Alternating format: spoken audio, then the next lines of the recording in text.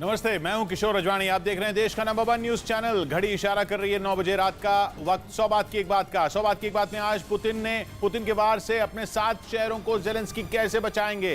सिर्फ 400 सेकंड में ईरान कैसे इजराइल का फाइनल फैसला कर देगा।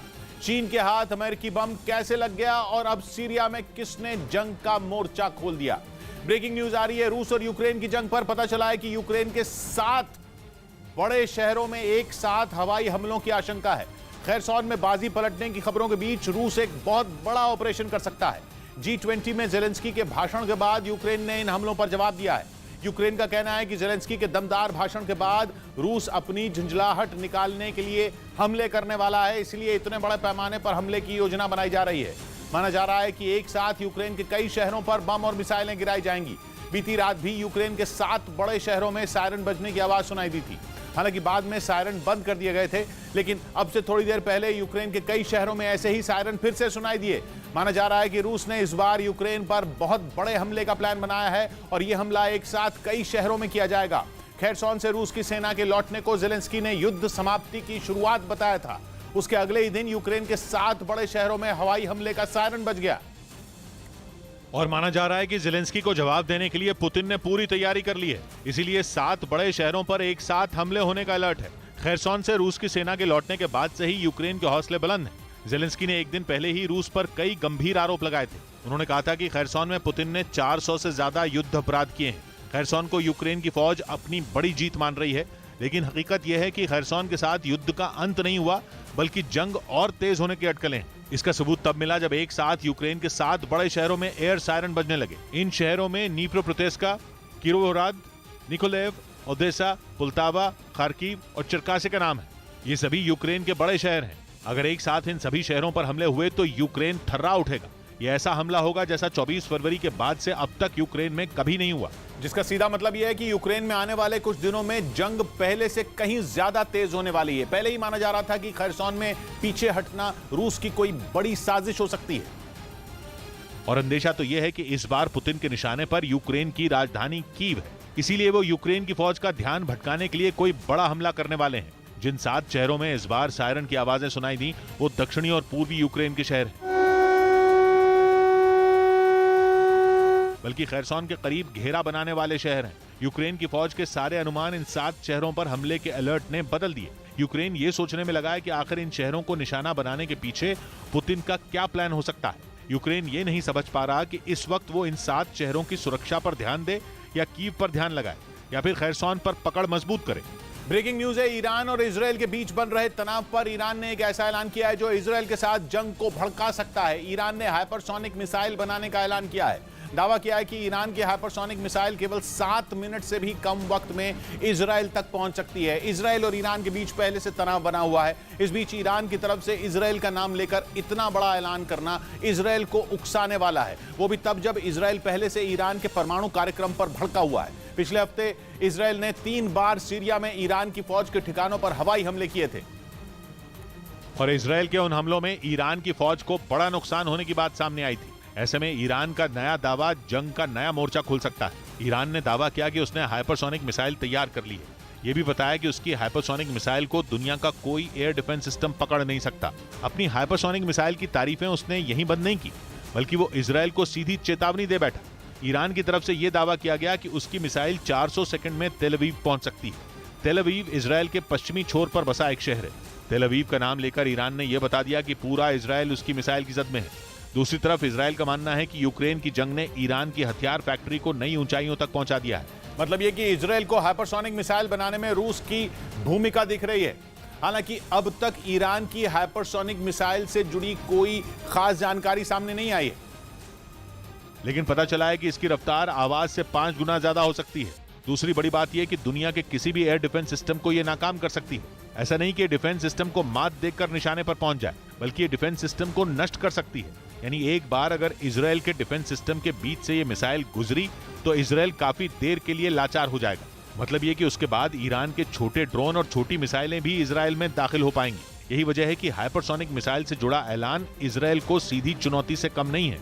उधर अमेरिका से जंग लड़ने के लिए चीन ने उसकी ही नकल कर डाली और उसका वो बम बना लिया जो इतना खतरनाक है, जो उसे मदर ऑफ ऑल बॉम्ब्स कहा जाता है। चीन की वायुसेना ने अपनी 73वीं सालगिरह पर वहां के सोशल मीडिया ऐप वीबो पर इस बम का वीडियो जारी किया, जिसमें चीन के H-6 के बॉमर से उस नए बम को हजारों फीट की ऊंचाई से जमीन पर गिरते हुए दिखाया गया। चीन ने अपने इस नए बम का बस वीडियो ही जारी किया, उसके बारे में एक भी जानकारी नहीं दी। लेकिन रक्षा विशेषज्ञों का मानना है कि चीन के बम ने जितना जबरदस्त धमाका किया, उसे देखकर लगता है कि वो थर्मोबैरिक बम था, यानी ऐसा बम जो परमाणु बम तो नहीं लेकिन परमाणु बम के बाद उसी का नंबर आता है। रक्षा विशेषज्ञों का कहना है कि चीन ने अमेरिका से बराबरी करने के लिए उसी के GBU-43B जैसा खतरनाक बम तैयार कर लिया है, और GBU-43B अमेरिका का सबसे ताकतवर गैर परमाणु बम है, इसलिए अमेरिका उसे मदर ऑफ ऑल बॉम्ब्स कहता है। अमेरिका ने 9,800 किलो के इस बम को 2003 में ही टेस्ट कर लिया था और 2017 में अफगानिस्तान में ISIS के ठिकानों पर उसे गिराया भी था, जिसे टक्कर देने के लिए चीन ने भी अपना मदर ऑफ ऑल बॉम्ब्स बना लिया। दावा है कि चीन के पास परमाणु बम के बाद सबसे ताकतवर मदर ऑफ ऑल बॉम्ब्स ही है, क्योंकि आम बम के मुकाबले मदर ऑफ ऑल बॉम्ब्स का धमाका ज्यादा गर्मी और दबाव पैदा करता है। उसमें अपना बारूद तो होता ही है, इसके साथ ही वो हवा में मौजूद ऑक्सीजन को भी अपना विस्फोटक बना लेता है। वो अपने आसपास की ऑक्सीजन सोख लेता है और फिर ऐसा जबरदस्त धमाका होता है कि जीता जागता इंसान भी भाप की तरह उड़ जाए। वैसे चीन के इस मदर ऑफ ऑल बॉम्ब्स का वीडियो कोई पहली बार सामने नहीं आया। 3 साल पहले भी चीन की एक सरकारी कंपनी का इस बम से जुड़ा एक वीडियो वायरल हुआ था। तब दावा किया गया था कि चीन का ये बम साइज में इतना बड़ा है कि चीन की एयरफोर्स का मेन बॉमर H-6 के एक बार में ऐसा एक बम ही ले जा सकेगा। हालांकि ताजा वीडियो से यह जरूर लगता है कि चीन अपना मदर ऑफ ऑल बॉम्ब्स बना चुका है, लेकिन रक्षा विशेषज्ञ इसे चीन की बड़ी कामयाबी नहीं मान रहे। उन्हें शक है कि जंग के मैदान में चीन इस खतरनाक बम का इस्तेमाल कर भी पाएगा, क्योंकि चीन का सिर्फ H-6 के बॉमर ही उसके मदर ऑफ ऑल बॉम्ब्स को दुश्मन पर दाग सकता है, लेकिन उसके लिए उसे दुश्मन की हवाई सीमा में घुसना होगा। अमेरिका भी 5 साल पहले अफगानिस्तान में अपने मदर ऑफ ऑल बॉम्ब से इसलिए हमला कर पाया था क्योंकि अफगानिस्तान की एयर स्पेस पर उसका कब्जा था, और फिर अमेरिका के पास अपने बम को दागने के लिए B-2 स्टेल्थ बॉमर भी है, यानी ऐसा बॉमर जो रेडार की पकड़ में नहीं आता। इन्हीं वजहों से रक्षा विशेषज्ञों का मानना है कि जब तक चीन अपना खुद का H-20 स्टेल्थ एयरक्राफ्ट नहीं बना लेता, तब तक मदर ऑफ ऑल बॉम्ब्स उसके कुछ खास काम नहीं आने वाला। इस बीच खबर है कि खैरसॉन में जीत के बाद जेलेंस्की की नजर अब क्राइमिया को रूस के कब्जे से आजाद कराने पर टिक गई है। पश्चिमी मीडिया ने दावा किया कि इसके लिए यूक्रेन की फौज ने बड़ा गेम प्लान भी तैयार कर लिया, जिसके तहत वो जल्द ही खैरसॉन को क्राइमिया से जोड़ने वाले मेयरने शहर पर अमेरिका से मिले मल्टीपल रॉकेट लॉन्चर हाइमार्स की मदद से ताबड़तोड़ हमले शुरू कर देगी। यूक्रेन ने अपने दक्षिणी हिस्से में जिस शहर को हमले के लिए चुना है, उसे जंग में रूस के लिए हथियारों का बड़ा सप्लाई हब माना जाता है, जो खैरसॉन में नीप्रो नदी के दक्षिण में महज 60 किलोमीटर की दूरी पर मौजूद है। और ये शहर जमीन के रास्ते खैरसॉन से रूस के कब्जे वाले क्राइमिया तक पहुंचने का इकलौता जरिया है। दावा है कि 24 फरवरी को जंग की शुरुआत में रूस ने इसी शहर के रेलवे स्टेशन में ट्रेन की मदद से भारी भरकम हथियारों की खेप पहुंचाई थी और फिर खैरसॉन पर जोरदार प्रहार कर जंग के शुरुआती दिनों में ही वहां कब्जा कर लिया था, जिसके बाद जेलेंस्की को भी जंग में बाजी पलटने के लिए खैरसॉन के इस शहर की रणनीतिक अहमियत का अंदाजा हो गया था। और पश्चिमी मीडिया ने दावा किया कि उन्होंने मई के महीने में ही इसकी घेरेबंदी का प्लान तैयार कर लिया था, जिसके तहत उन्होंने अमेरिका से मिले 20 हाइमार्स की पहली खेप को खैरसॉन के आसपास के इलाकों में तैनात कर दिया और उनकी मदद से कई हमलों में रूसी सेना के हथियारों के गोदामों को ही निशाना नहीं बनाया, बल्कि वहां तक हथियार पहुंचाने वाली रेलवे लाइनों और पुलों को भी तबाह कर दिया। दावा किया गया कि हाइमार्स की मार से बचने के लिए रूसी सेना के सारे पैंतरे फेल हो गए। खैरसॉन में फ्रंट लाइन पर मौजूद रूस के सैनिकों के पास मोर्चे पर डटे रहने के लिए हथियारों की भारी कमी हो गई और फिर करीब सितंबर की शुरुआत में यूक्रेन की सेना ने वहां से पुतिन की फौज को खदेड़ने के लिए अपनी पूरी ताकत झोंक दी, जिसके बाद रूस अपनी सेना को वहां से वापस बुलाने के लिए मजबूर हो गया। और यूक्रेन ने भी खैरसॉन में जीत का ऐलान कर दिया, जिससे यूक्रेन की सेना के साथ ही जेलेंस्की का जोश भी हाई हो गया। और खैरसॉन पर कब्जे के बाद उन्होंने हाइमार्स की मदद से क्राइमिया को आजाद कराने के प्लान पर भी अमल शुरू कर दिया। हालांकि ये इतना आसान भी नहीं है, क्योंकि माना जा रहा है कि क्राइमिया को बचाने की नौबत आई तो पुतिन अपनी पूरी ताकत झोंक देंगे, जिसका संकेत उन्होंने अक्टूबर की शुरुआत में उस वक्त दे दिया था जब क्राइमिया के कर्च ब्रिज पर हमला हुआ था। इस हमले के बाद पुतिन के गुस्से की आग ने यूक्रेन की राजधानी कीव समेत कई शहरों को मिसाइलों की बारिश से झुलसा दिया था। ऐसे में रक्षा विशेषज्ञों को आशंका है कि क्राइमिया को हाथ से निकलता देख पुतिन परमाणु हथियारों का इस्तेमाल करने से भी नहीं हिचकेंगे। इधर मॉस्को के पास एक हथियार बनाने वाली फैक्ट्री में आग लग गई। ये फैक्ट्री रूस की फौज को कई तरह के हथियार मुहैया कराती है, जिसमें आग लगने से हड़कंप मच गया। हालांकि ये कैसे हुआ इसका पता नहीं चल पाया, लेकिन जिस हथियार फैक्ट्री में आग लगी वहां घातक हथियारों में इस्तेमाल होने वाले रक्षा उपकरण बनाए जाते हैं। उधर खबर है कि बेलारूस में रूस की किंजल हाइपरसोनिक मिसाइल से लैस फाइटर जेट मिग-31 के दिखने से हड़कंप मच गया। पुतिन के हाथ से खैरसोन के निकलने के बाद बेलारूस के आसमान से पहली बार इस तरह की तस्वीरें सामने आईं, जिनमें परमाणु बम से लैस किंजल मिसाइल मिग-31 लड़ाकू विमान पर तैनात दिखी और वो फाइटर जेट बेलारूस की राजधानी मिन्स्क से होकर गुजरता दिखाई दिया। और ये कोई मामूली बात नहीं, क्योंकि किंजल मिसाइल को रूस के हथियारों के जखीरे का सबसे खतरनाक हथियार माना जाता है। खेरसोन से रूस की सेना की वापसी के बाद जानकार इसे पुतिन के अगले प्रहार के तौर पर भी देख रहे हैं। माना जा रहा है कि किंजल मिसाइल से लैस मिग-31 लड़ाकू विमान का बेलारूस में दिखना पुतिन के अगले कदम का छोटा सा नमूना है। या यूं कहें कि ऐसा करके पुतिन यूक्रेन को यह चेतावनी दे रहे हैं कि खैरसोन के उनके हाथ से निकलने को रूस की जंग में हार के तौर पर आंकना गलत है, क्योंकि जंग के दौरान हर चाल सही साबित हो यह जरूरी नहीं। कहा जा रहा है कि इसीलिए पुतिन ने ऐसा पैंतरा चला और जेलेंस्की को यह बता दिया कि वो खैरसोन से रूसी सेना के लौटने को यूक्रेन की जीत न समझ बैठे। माना जा रहा है कि किंजल मिसाइल से लैस मिग-31 लड़ाकू विमानों का बेलारूस में दिखने का मतलब जेलेंस्की को 24 फरवरी की याद दिलाना है, वो तारीख जिस दिन दोनों देशों के बीच युद्ध शुरू हुआ था। उस दिन भी बेलारूस के रास्ते ही रूसी सैनिक यूक्रेन में दाखिल हुए थे और इसमें बेलारूस ने पुतिन का पूरा साथ भी दिया था। अब एक बार फिर बेलारूस के आसमान में रूस के लड़ाकू विमान दिखने की खबर सामने आई, जिससे यह अंदाजा लगाया जा रहा है कि बेलारूस के रास्ते ही यूक्रेन पर रूस का अगला बड़ा हमला होने वाला है। यही वजह रही कि किंजल मिसाइल से लैस मिग-31 लड़ाकू विमान दिखने से हड़कंप मच गया, क्योंकि किंजल मिसाइल इतनी खतरनाक होती है कि जहां भी गिरती है वहां राख और धूल के अलावा कुछ नहीं बचता। यानी जिस भी जगह इसका वार होता है वहां सिर्फ तबाही के निशान ही बचते हैं, क्योंकि ये मिसाइल एक बार में इतना भारी परमाणु बम लेकर चल सकती है कि इसके हमले के बाद कई किलोमीटर का दायरा आग के गोले में बदल जाए। इतना ही नहीं, रूस की इस घातक मिसाइल की रफ्तार भी इसे दुनिया के सबसे खतरनाक हथियारों में से एक बनाती है। दावा है कि किंजल मिसाइल आवाज से 10 गुना तेज रफ्तार से दुश्मन पर वार करती है और इसीलिए खबरें हैं कि पुतिन ने परमाणु बम ले जाने वाली अपनी हाइपरसोनिक मिसाइल ही बेलारूस में उतार दी, ताकि यूक्रेन हमला करने से पहले 100 बार सोचे। और तो और इस मिसाइल को मिग-31 फाइटर जेट में लोड किया गया, जिसका मतलब साफ है कि रूस ने इस बात की पूरी तैयारी कर ली है कि अगर जरूरत पड़ी तो कुछ ही मिनटों में वो परमाणु हमला करने से नहीं चूकेगा, क्योंकि जिन मिग-31 फाइटर जेट में मिसाइल को लोड किया गया है वो खुद ही किसी हथियार से कम नहीं है। हाइपरसोनिक मिसाइलों के अलावा इस लड़ाकू विमान में कई और घातक बम भी लोड किए जाते हैं, जो दुश्मन के इलाके में बर्बादी फैलाने की ताकत रखते हैं। हालांकि मिग-31 फाइटर जेट को खास तौर से परमाणु हथियारों से लैस हाइपरसोनिक मिसाइलों को ले जाने के लिए तैयार किया गया है। यानी कि किंजल मिसाइल से लैस मिग-31 का बेलारूस में देखा जाना यूक्रेन समेत यूरोप के देशों के लिए किसी बड़े खतरे से कम नहीं है। इधर ब्रिटेन ने एक ऐसा हाईटेक हथियार बनाने का दावा किया जिसे दुश्मन की जान लेने के लिए किसी बारूद की जरूरत ही नहीं। ये लेजर छोड़ने वाली ऐसी तोप है जिसे ब्रिटेन ने पहली बार टेस्ट किया और उसकी चीर देने वाली बीम ने 3 किलोमीटर से ज्यादा दूरी से ही हवा में उड़ते ड्रोन को स्वाहा कर दिया। पर ड्रोन तो बस एक नमूना है।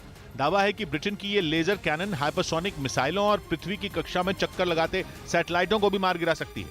हालांकि लेजर छोड़ने वाली तोप ने 3 किलोमीटर की दूरी से अपना निशाना साधा, मगर कहा जा रहा है कि ये सिर्फ ट्रेलर है। उसकी असली रेंज क्या है वो अब भी टॉप सीक्रेट है। बताया गया कि जंगी जहाजों पर फिट होने वाली इस लेजर कैनन की बीम नजर ही नहीं आती, और जो नजर ही ना आए उससे लड़ा कैसे जाए। इसलिए 10 करोड़ पाउंड यानी भारतीय रुपयों में 950 करोड़ रुपए की कीमत वाले इस ड्रैगन फायर लेजर को भविष्य का हथियार कहा जा रहा है। उधर खबर है कि परमाणु जंग की आहट के बीच अमेरिका और रूस की खुफिया एजेंसी के प्रमुखों की तुर्की में मुलाकात हुई। पश्चिमी मीडिया ने दावा किया कि इस बैठक के दौरान अमेरिका ने परमाणु युद्ध को लेकर रूस को सख्त चेतावनी दी, क्योंकि अमेरिका को आशंका है कि यूक्रेन जंग में कई मोर्चों पर रूसी सेना की हार से बौखलाए पुतिन किसी भी वक्त परमाणु बम का बटन दबा सकते हैं, जिसका सीधा मतलब होगा तीसरा विश्व युद्ध। क्योंकि अमेरिका और पश्चिमी देशों की तरफ से भी रूस के परमाणु बम का जवाब परमाणु बम से दिया जाएगा, और अगर ऐसा हो गया तो दुनिया में तबाही मचनी तय है। माना जा रहा है कि इसी तबाही को रोकने के लिए अमेरिका की पहल पर तुर्की की राजधानी अंकारा में दोनों देशों की खुफिया एजेंसियों के प्रमुखों के बीच बैठक हुई। खबर है कि इस बैठक में अमेरिका ने रूस को परमाणु हथियारों के इस्तेमाल के गंभीर परिणामों के बारे में चेताया। दावा किया गया कि यूक्रेन में जंग छिड़ने के बाद अमेरिका और रूस के बीच पहली बार इस तरह की हाई लेवल मीटिंग हुई, जिसकी पुष्टि रूस की सरकारी न्यूज एजेंसी तास ने भी की। और यह बैठक ऐसे वक्त में हुई जब खैरसोन के बड़े हिस्से में रूसी सेना पीछे हट चुकी है, जबकि कुछ दिनों पहले ही पुतिन ने खैरसोन, डोनेस्क, लुहांस्क और जापोरिजिया में रेफरेंडम करवाया था और ऐलान कर दिया था कि इन इलाकों पर उनका कब्जा है। लेकिन खैरसोन में यूक्रेन के जबरदस्त वार ने पुतिन के कब्जे की जड़ें हिलाकर रख दी, और अब उन्हें डर है कि जेलेंस्की की फौज का अगला टारगेट क्राइमिया हो सकता है, जिस पर 2014 से ही रूस का कब्जा है। और वहां उसने कई एयरबेस और नेवल बेस बना रखे हैं। और अगर क्राइमिया भी रूस के हाथ से निकल गया तो यूक्रेन में उसका सिंहासन डोल जाएगा, जिसे पुतिन किसी कीमत पर बर्दाश्त नहीं कर पाएंगे। इसीलिए अमेरिका को आशंका है कि क्राइमिया में रूस की हार होने पर तबाही मच जाएगी और बुरी तरह बौखलाए पुतिन परमाणु बम बरसा देंगे, जिसे टालने के लिए उसने रूस से बातचीत की पहल शुरू कर दी। इस बीच ईरान और ताजिकिस्तान की दोस्ती का गहरा असर रूस और यूक्रेन की जंग पर पड़ सकता है। खबर है कि ईरान और ताजिकिस्तान के बीच कुछ ऐसी खिचड़ी पक रही है जो अमेरिका की टेंशन बढ़ा सकती है, क्योंकि ईरान के जिस हथियार ने अमेरिका को सबसे ज्यादा बेचैन किया है उसका ठिकाना ताजिकिस्तान हो सकता है। ईरान के हथियारों के कारखानों की तलाश करने वालों की कमी नहीं है। अमेरिका से लेकर इजराइल तक और सऊदी अरब से लेकर इराक तक ईरान के हथियारों के कारखाने खोज रहे हैं, लेकिन ईरान के हथियारों की लोकेशन मिल रही है तो केवल यूक्रेन में। ऊपर से ईरान अपने खतरनाक ड्रोन का उत्पादन बढ़ाने पर पूरी ताकत लगा चुका है। वो जानता है कि रूस में तो उसके हथियार काम आ ही रहे हैं, खुद ईरान को भी ड्रोन की जरूरत पड़ सकती है। इसीलिए माना जा रहा है कि शाहिद जैसे ड्रोन और फतेह जैसी मिसाइलों का उत्पादन बढ़ाने के लिए ईरान ने पूरी ताकत लगा दी है। इसीलिए अब वो दुनिया भर में ऐसे दोस्तों की तरफ नजरें दौड़ा रहा है जो इस नाजुक वक्त में उसकी मदद कर पाए। माना जा रहा है कि ताजिकिस्तान को ईरान ने नए ठिकाने के तौर पर चुना है, जहां मिसाइलों और ड्रोन का प्रोडक्शन किया जाएगा। ताजिकिस्तान से ईरान की दोस्ती की वजह सिर्फ हालात नहीं है। ताजिकिस्तान अफगानिस्तान का पड़ोसी देश है। अफगानिस्तान में तालिबान के हाथ में सत्ता की चाबी आने का विरोध ताजिकिस्तान करता रहा है। यहाँ तक कि तालिबान से लड़ रहे पंशीर की भी ताजिकिस्तान मदद करता रहा है, जबकि ईरान भी तालिबान का समर्थक नहीं है। दोनों ही देश इससे पहले भी कई मुद्दों पर एकजुट दिखे हैं, लेकिन अब उनकी ये दोस्ती जंग के समीकरण बिगाड़ने वाली साबित हो सकती है। खासतौर पर इसलिए क्योंकि सीरिया में हर उस जगह पर इजरायल बम बरसा रहा है जहाँ ईरान की फौज के ठिकाने हैं। हर छोटे बड़े टापू पर भी बम बरसाए जा रहे हैं जहां ईरान के हथियारों का कारखाना होने की संभावना हो। लेकिन इस खबर के बाद ताजिकिस्तान की ईरान से दोस्ती ही नहीं होगी बल्कि अमेरिका से अदावत भी होगी। मतलब ये कि दुनिया अगर जंग के लिए दो गुटों में बटी तो ताजिकिस्तान वहां होगा जहां रूस और ईरान खड़े होंगे। उधर जापोरिजिया के मेयर ने दावा किया कि यूक्रेन की फौज ने वहां बड़ी संख्या में एयर डिफेंस सिस्टम की तैनाती कर दी है। उन्होंने दावा किया कि उनकी सेना ने ऐसा रूस की मिसाइलों से न्यूक्लियर प्लांट को बचाने के लिए किया, जो आए दिन जापोरिजिया न्यूक्लियर पावर प्लांट के आसपास के इलाकों में मिसाइलों की बरसात करता है।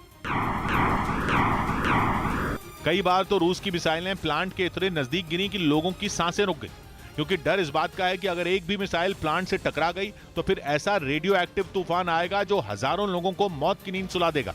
हालांकि दावा किया जाता है कि जापोरिजिया न्यूक्लियर पावर प्लांट रूस के ही कब्जे में है, लेकिन इसके बाद भी वो उसके नजदीक मिसाइलें दागकर ये दिखाता है कि यूक्रेन के सैनिकों ने प्लांट के करीब जाने की भी सोची तो उनको खत्म कर दिया जाएगा। अब यूक्रेन ने दावा किया कि उसने ऐसी मिसाइलों से बचने के लिए वहां बड़ी संख्या में एयर डिफेंस सिस्टम तैनात कर दिए हैं, जो जापोरिजिया के आसमान की सुरक्षा करेंगे। यूक्रेन ने दावा किया कि जैसे ही उसने जापोरिजिया में मिसाइलों को मार गिराने वाले सिस्टम तैनात किए, रूस ने हमले शुरू कर दिए। लेकिन दावा किया गया कि यूक्रेन के खतरनाक डिफेंस सिस्टम ने रूसी मिसाइलों को हवा में ही ढेर कर दिया। एयर डिफेंस सिस्टम से रूसी मिसाइलों को मार गिराने के बाद धमाके दूर दूर तक सुनाई दिए। यूक्रेन के मुताबिक उसने रूस की कई मिसाइलों को मार गिराया, लेकिन इसके बाद भी कई घंटों तक रूसी मिसाइलें शहर पर बरसती रहीं और उन्हें ढेर करने के लिए डिफेंस सिस्टम से भी लगातार रॉकेट छोड़े गए। जापोरिजिया न्यूक्लियर पावर प्लांट के आसपास पिछले कई महीनों से भीषण जंग छिड़ी है और वहां बरस रही मिसाइलों की वजह से प्लांट पर हर वक्त खतरा मंडरा रहा है। इधर पश्चिमी मीडिया ने दावा किया कि भूमध्य सागर में ग्रीस पर दबाव बनाने के लिए तुर्की ने अपने F-16 फाइटर जेट को आधुनिक रडार से लैस कर दिया, जिसके बाद उसके ये लड़ाकू विमान एक साथ कई टारगेट को निशाना बना सकेंगे। मतलब यह कि तुर्की ने जता दिया कि अगर ग्रीस ने भिड़ने की कोशिश की तो आधुनिक रडार से लैस F-16 जेट उस पर कहर बनकर टूट पड़ेंगे।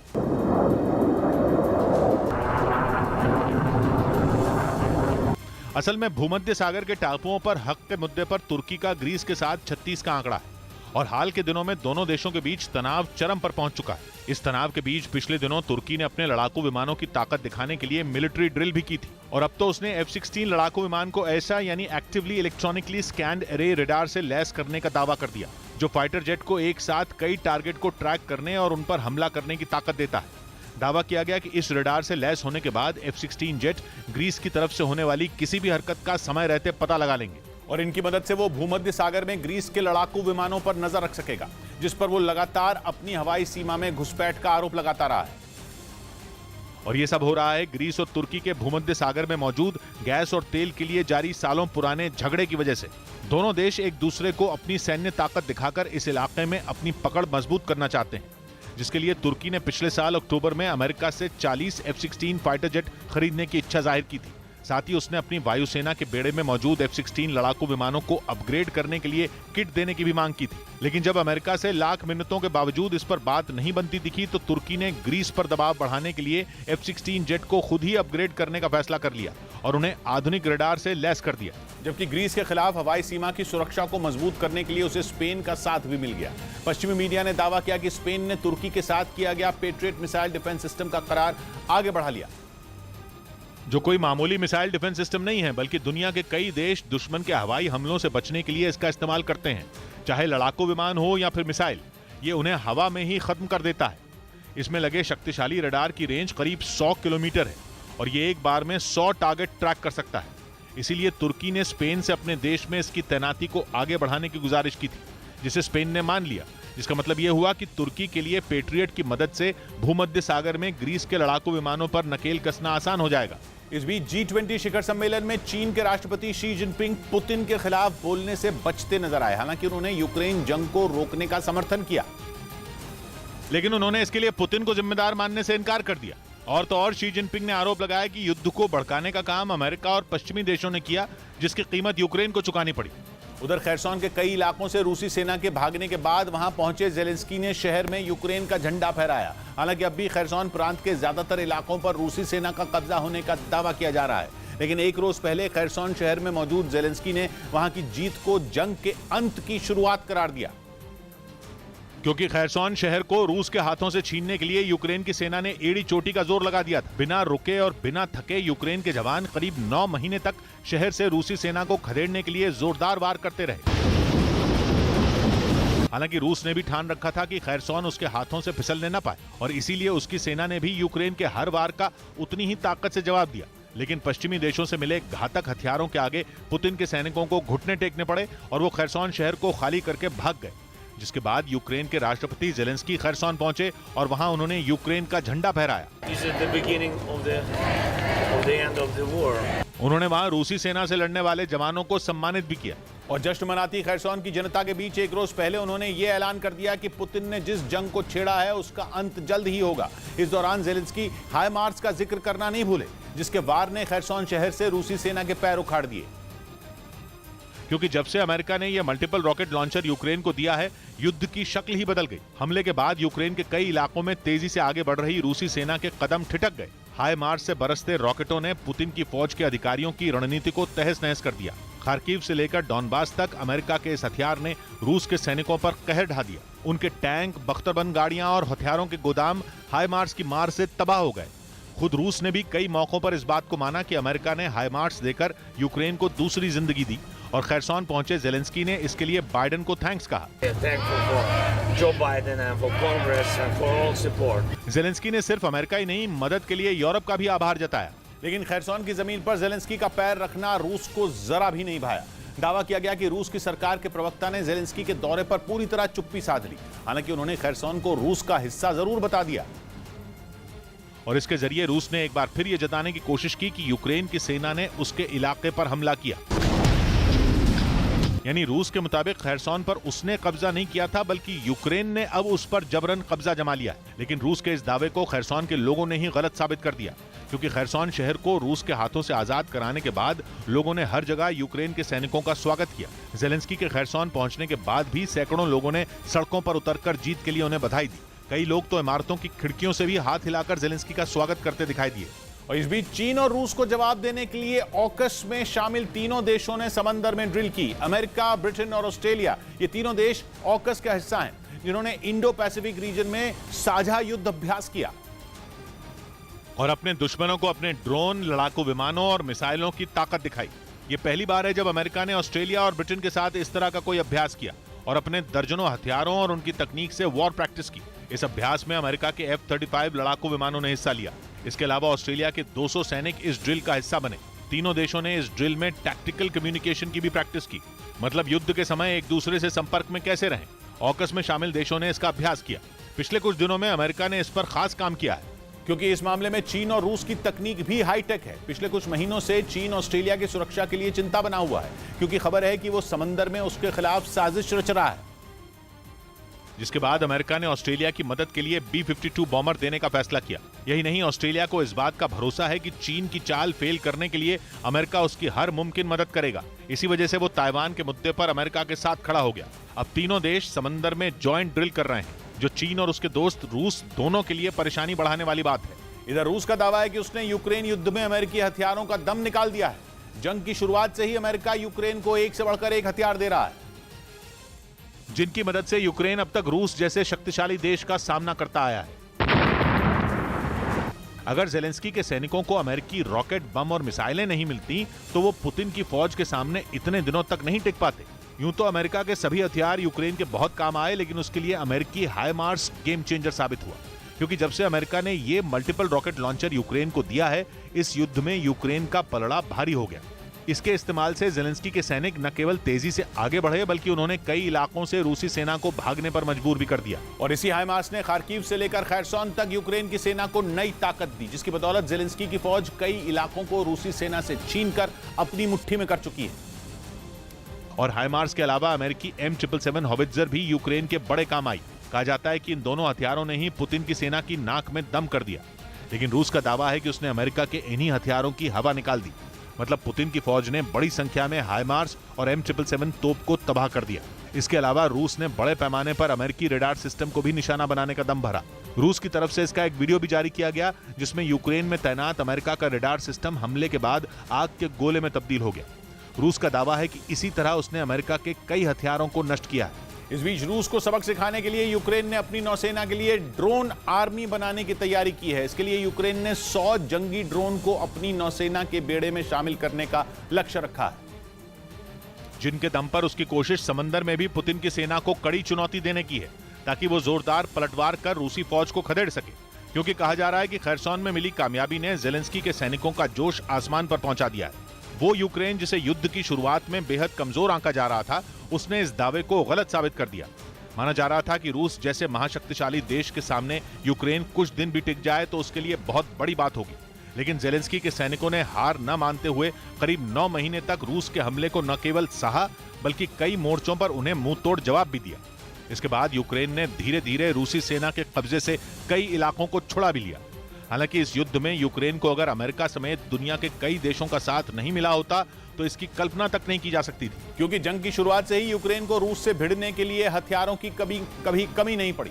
उसे बम, रॉकेट, घातक मिसाइलें लगातार मिलती रहीं, जिनकी बदौलत वो अब तक रूस के सामने टिका है।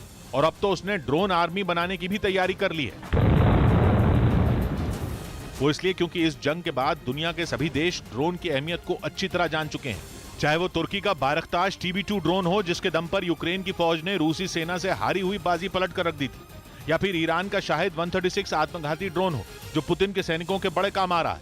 यानी जंगी ड्रोन युद्ध की जरूरत बन चुके हैं, जिसे देखते हुए यूक्रेन ने अपनी नौसेना के लिए ड्रोन आर्मी बनाने की ठान ली है, ताकि वो समंदर में भी अपनी ताकत दिखा सके।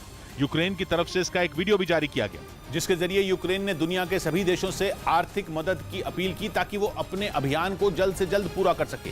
यूक्रेन की दलील है कि उसकी ड्रोन आर्मी से दूसरे देशों को भी फायदा होगा, क्योंकि ये ड्रोन आर्मी न केवल रूसी सेना को मुंहतोड़ जवाब देगी, बल्कि समंदर में उन कॉरिडोर की भी हिफाजत करेगी जहां रूसी मिसाइलों के हमले का डर है। कहा जा रहा है कि रूसी सेना यूक्रेन से गेहूं समेत दूसरे अनाज को वहां से समंदर के रास्ते बाहर निकलने नहीं दे रही। ऐसे में ये ड्रोन आर्मी उन बड़े बड़े कंटेनर और जहाजों की सुरक्षा में तैनात होगी, ताकि उन्हें दुनिया के दूसरे देशों तक सुरक्षित पहुंचाया जा सके। राष्ट्रपति जेलेंस्की को उम्मीद है कि अब तक उनका साथ दे रहे देश इस बार भी उन्हें पूरा सहयोग देंगे, ताकि वो अपने मकसद में कामयाब हो सकें। उधर अजरबैजान ने ईरान के लिए जासूसी करने वाले 5 लोगों को गिरफ्तार कर लिया। जो 5 लोग गिरफ्तार हुए वो अजरबैजान के नागरिक बताए गए, लेकिन ईरान के लिए जासूसी वो कर रहे थे। एक दिन पहले ही खबर आई थी कि ईरान अजरबैजान और इजराइल की दोस्ती से परेशान है, क्योंकि ईरान और इजराइल दुश्मन है और पश्चिम एशिया में इजराइल की पकड़ मजबूत होती जा रही है। अजरबैजान और इजराइल की बढ़ती दोस्ती इसी का सबूत है, और ईरान के लिए परेशानी बढ़ाने वाली बात, क्योंकि अजरबैजान एक मुस्लिम देश है और उसने दोस्ती यहूदी धर्म को मानने वाले इजराइल से कर ली है, जो इस्लामिक रिपब्लिक ऑफ ईरान को बर्दाश्त नहीं। माना जा रहा है कि इसी वजह से ईरान अजरबैजान की मुश्किल बढ़ा रहा है और अजरबैजान के लोगों से वहीं की जासूसी करवा रहा है। अजरबैजान ने दावा किया कि उसने 5 लोगों को गिरफ्तार किया है। ये 5 लोग अजरबैजान के नागरिक हैं, लेकिन ईरान के लिए जासूसी कर रहे थे। और वहां की सेना से जुड़ी जरूरी जानकारी ईरान को दे रहे थे। और जैसे अजरबैजान को इन जासूसों के बारे में पता चला, वहां की सरकार ने उनकी धरपकड़ शुरू कर दी। अजरबैजान को पता चला है कि ये जासूस ईरान को उसके हथियारों और ड्रोन के बारे में जानकारी दे रहे थे, क्योंकि उसे पता चल गया था कि इजराइल और तुर्की ने अजरबैजान को हथियार और ड्रोन देने की तैयारी कर ली है। मतलब ईरान आने वाले खतरे से घबराया हुआ है, क्योंकि वो केवल जासूसी ही नहीं कर रहा बल्कि अजरबैजान में घुसपैठ की भी कोशिश कर रहा है। एक रिपोर्ट में दावा किया गया कि इस महीने की शुरुआत में ही अजरबैजान ने ईरान के 17 घुसपैठियों को पकड़ा है। यही नहीं, पिछले ही हफ्ते अजरबैजान ने कहा था कि ईरान उसे धमका रहा है, जिसके बाद अमेरिका ने अजरबैजान से कहा था कि वो ईरान से लड़ने में उसकी मदद करेगा, लेकिन ईरान नहीं मान रहा। उल्टा वो अजरबैजान को धमका रहा है और खुलेआम बोल रहा है कि अजरबैजान ईरान विरोधी बातें न करें, क्योंकि ईरान चाहता है कि अजरबैजान और इजराइल की दोस्ती टूट जाए, जिसके लिए वो लगातार अजरबैजान पर दबाव बना रहा है, लेकिन अजरबैजान नहीं मान रहा। क्योंकि नागोर्नो कराबाख की लड़ाई में ईरान अर्मेनिया का साथ दे रहा है। यही नहीं, वो ईरान और अर्मेनिया को जोड़ने वाला एक रास्ता बनाने की भी प्लानिंग कर रहा है, जो अजरबैजान के कुछ हिस्से से भी गुजरेगा। और ये बात अजरबैजान को बर्दाश्त नहीं है, क्योंकि अगर ईरान ने रास्ता बना लिया तो अर्मेनिया बेधड़क होकर उसके इलाके से गुजरेगा। और इसीलिए अजरबैजान ने ईरान के दुश्मन और ताकतवर देशों से दोस्ती कर ली, जिनमें इजराइल और तुर्की जैसे देशों का नाम शामिल है, जिनके हथियार अजरबैजान को ईरान से टक्कर लेने के काबिल बनाएंगे। इधर खबर है कि खैरसॉन के कई इलाकों में बढ़त बनाने से गदगद यूक्रेन ने रूस के बाकी बचे ठिकानों पर ताबड़तोड़ हमले किए, जिसका एक वीडियो भी यूक्रेन की तरफ से जारी किया गया, जिसमें एक के बाद एक कई धमाके होते नजर आए। दावा किया गया कि इन धमाकों में रूस की फौज को भारी नुकसान हुआ। इस हमले में रूस के हथियार डिपो समेत बख्तरबंद गाड़ियां और आधुनिक हथियारों से लैस टैंक को तबाह कर दिया गया। साथ ही रूस के कई सैनिक भी मारे गए। यूक्रेन ने रूस की फौज को खदेड़ने के लिए आधुनिक हथियारों का इस्तेमाल किया। खैरसॉन के ज्यादातर इलाके जेलेंस्की के कब्जे में आ चुके हैं। ऐसे में जिन जगहों पर रूस की सेना ठिकाना बनाए बैठी है, वहां यूक्रेन ने हमले तेज कर दिए। उधर दावा किया गया कि जंग में अब यूक्रेन सोवियत दौर के हथियारों को इस्तेमाल करने की योजना बना रहा है, जिसके लिए उसने अमेरिका के स्टेल्थ विमानों को मिट्टी में मिलाने वाले पिचौरा मिसाइल सिस्टम को चुना है, जिसकी खासियत है सटीक निशाना लगाने की ताकत। यूरेशियन टाइम्स वेबसाइट के मुताबिक यूक्रेन ने सोवियत दौर के S-125 पिचौरा मिसाइल सिस्टम को जंग में उतारने की तैयारी पूरी कर ली, जो एक surface to air missile system है, यानी ये जमीन से हवा में वार करने की काबिलियत रखता है, जिसने 1999 में यूगोस्लाविया में हुए युद्ध में अमेरिका के एक स्टेल्थ फाइटर को निशाने पर लेकर ढेर कर दिया था। जिसके बाद इसे सोवियत संघ के दौर का अचूक हथियार माना जाने लगा, जिसे दुश्मन के बॉमर, कम ऊंचाई पर उड़ने वाले फाइटर जेट और क्रूज मिसाइलों को ढेर करने के लिए बनाया गया था। खबर है कि यूक्रेन इसे समंदर के आसपास के इलाकों में तैनात करने वाला है, ताकि रूस के जंगी जहाजों को भी बर्बाद किया जा सके। ऐसा इसलिए क्योंकि इस मिसाइल सिस्टम की ताकत हवा और जमीन दोनों पर दुश्मन को मजा चखाना है, जिसे यूक्रेन ने अपग्रेड कर इसे कैमरा, रडार और जीपीएस से लैस किया है। पिचौरा मिसाइल सिस्टम हवा और जमीन दोनों में वार करने की क्षमता रखता है, जिसकी पकड़ से स्टेल्थ तकनीक से बने विमान यानी अदृश्य विमानों को भी मिट्टी में मिलाया जा चुका है। जानकारी के मुताबिक यूक्रेन ने अभी इसकी 2 यूनिट मतलब 8 लॉन्चर सीमा के पास तैनात किए हुए हैं। इस बीच खबरें हैं कि व्लादिमीर पुतिन के खिलाफ रूस में बड़े विद्रोह की तैयारी होने लगी है, और ऐसे में रूस अगर यूक्रेन से जंग में हार जाता है तो पुतिन की मुश्किलें बढ़ने की आशंका जताई जा रही है। क्योंकि जैसे जैसे यूक्रेन में छिड़ी जंग खिंचती जा रही है, वैसे ही रूस भी गृह युद्ध की तरफ बढ़ता दिख रहा है। ये दावा है पुतिन विरोधी रुसलन गाबासव नाम के एक नेता का, जो रूस के बशकरस्तान क्षेत्र को अलग देश का दर्जा दिलाने की लड़ाई लड़ रहे हैं। रुसलान गाबासव का कहना है कि युद्ध में हार जाने के बाद रूस के कई टुकड़े हो जाएंगे और लोग पुतिन के खिलाफ बड़े पैमाने पर विद्रोह करने के लिए सड़कों पर उतर आएंगे। क्योंकि पुतिन विरोधी इस नेता के मुताबिक यूक्रेन के खिलाफ उठाया गया ये कदम गृह युद्ध और विद्रोह की ओर बढ़ रहा है, जिससे रूस के कई टुकड़ों में बंटने की संभावना बढ़ गई है। क्योंकि रूस की कुल आबादी में अलग अलग समुदाय के लोगों की एक बड़ी संख्या है, जो वहां सदियों से रहते आ रहे हैं। इनमें वो लोग भी शामिल हैं जो पुतिन की सत्ता को पसंद नहीं करते और उनके खिलाफ खुलकर बोलते हैं। माना जा रहा है कि यूक्रेन की जंग के बाद रूस में रह रहे ऐसे लोगों के हाथ एक बड़ा मौका लग गया है। उस पर से लंबी खिंच रही जंग ने उनके गुस्से की आग में घी का काम किया। रुसलन गाबासव भी वहां ऐसे ही एक समुदाय की अगुवाई करते हैं जो पुतिन के खिलाफ खड़ा है, और वो तो ये तक मान बैठे हैं कि यूक्रेन जंग ने रूस के कई क्षेत्रों को अलग पहचान मिलने का अवसर दिया है। हालांकि पुतिन विरोधी इस नेता का कहना यह भी है कि जंग का परिणाम चाहे कुछ भी हो, पुतिन का शासन बर्बादी की राह पर है। और ऐसे में कई क्षेत्रों पर रूसी सरकार की पकड़ अब ज्यादा समय तक टिक नहीं पाएगी और बहुत जल्द चरमरा जाएगी। बताया जा रहा है कि आने वाले वक्त में होने वाली राजनीतिक उथल-पुथल से निपटने के लिए रुसलन गाबासव और उनके समर्थक अपनी सेना बनाने में जुटे हैं। क्योंकि उनका कहना है कि अगर रूस में गृह युद्ध छिड़ता है और उसमें पुतिन को शिकस्त मिलती है तो उनके समर्थक इसे बर्दाश्त नहीं कर पाएंगे। पुतिन विरोधी नेता के मुताबिक पुतिन किसी तरह अगर जंग जीत भी गए तब भी उन्हें यूक्रेन के लोग स्वीकार नहीं करेंगे, जो पुतिन के लिए किसी हार से कम साबित नहीं होगा। उधर इससे पहले तक यूक्रेन की जंग जीतने की भविष्यवाणी करने वाला नेटो अचानक अपनी बात से पलट गया। उसके चीफ ने आगाह किया कि दुनिया रूस की सेना की ताकत को कम आंकने की गलती कतई न करे और आने वाले महीने में यूक्रेन के लिए मुश्किल होने वाले हैं।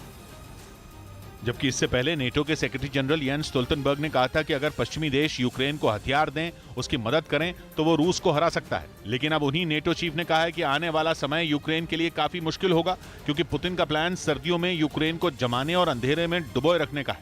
नेटो का यह बयान ऐसे वक्त में आया जब यूक्रेन रूस की सेना को कई इलाकों से खदेड़कर अपनी पीठ थपथपाने में लगा है। लेकिन येंस स्टोल्टनबर्ग ने कहा कि रूस के पास बड़ी तादाद में सैनिक हैं और वो तगड़े झटके सहने की ताकत रखता है। इधर रूस और चीन से जारी तनातनी के बीच अमेरिका अपने F-35 लड़ाकू विमान को और घातक बनाने की तैयारी में है। इसकी गिनती दुनिया के सबसे आधुनिक और खतरनाक लड़ाकू विमानों में की जाती है, जो 5वीं पीढ़ी का स्टेल्थ फाइटर जेट है। मतलब ऐसा विमान जो दुश्मन पर किसी बाज की तरह वार कर दे और रडार की पकड़ में भी ना आए। इसीलिए दुनिया के कई देश इस ताकतवर विमान को अपनी सेना की ताकत बनाना चाहते हैं। खबर है कि 16 से ज्यादा देशों ने इसके लिए अमेरिका से सौदा भी कर लिया है और यूक्रेन जंग के बाद तो इसकी डिमांड तेजी से बढ़ चुकी है। हालांकि अमेरिका ने अब तक यूक्रेन को अपना ये घातक विमान नहीं दिया है। वो ज़ेलेंस्की की सेना को बड़ी संख्या में बम, रॉकेट और मिसाइलें तो दे चुका है, लेकिन F-35 के मामले में उसने दरियादिली नहीं दिखाई। यानी अमेरिका के इस विमान का इस्तेमाल अब तक रूस के खिलाफ नहीं हुआ है। लेकिन जंग में उतारने से पहले ही अमेरिका इस विमान की ताकत में इजाफा करना चाहता है, क्योंकि यूक्रेन में युद्ध शुरू होने के बाद दुनिया के सभी देशों को अपनी सुरक्षा बढ़ाने की जरूरत महसूस होने लगी और इसके साथ ही कई देश अपने हथियारों को धार देने में भी जुट गए हैं ताकि वो मौका पड़ने पर अपने दुश्मन का सामना कर सकें। इसी कड़ी में अमेरिका भी अपने F-35 लड़ाकू विमान की ताकत बढ़ाना चाहता है, जो किसी भी मौसम में उड़ान भरने की काबिलियत रखता है और करीब 2000 किलोमीटर प्रति घंटा की रफ्तार इसे और खतरनाक बना देती है। लेकिन खबर है कि अमेरिका की कोशिश इस फाइटर जेट की रेंज बढ़ाने की है ताकि वो अपने दुश्मन पर पहले से ज्यादा ताकत से हमला कर सके। इसके साथ ही अमेरिका चाहता है कि इस विमान के सेंसर की तकनीक में भी और सुधार किया जाए। इस बीच खबर है कि चीन और उत्तर कोरिया को जवाब देने के लिए जापान ने खास तरह के ड्रोन को आसमान में तैनात करने का प्लान तैयार कर लिया है। बताया जा रहा है कि ये ड्रोन दुश्मन के इरादों पर पानी फेरने में कोई कसर नहीं छोड़ेगा, क्योंकि जापान आसमान में ऐसे ड्रोन को तैनात करने की तैयारी में है जो काफी ऊंचाई पर रहकर दुश्मन की आहट का पता लगा लेगा।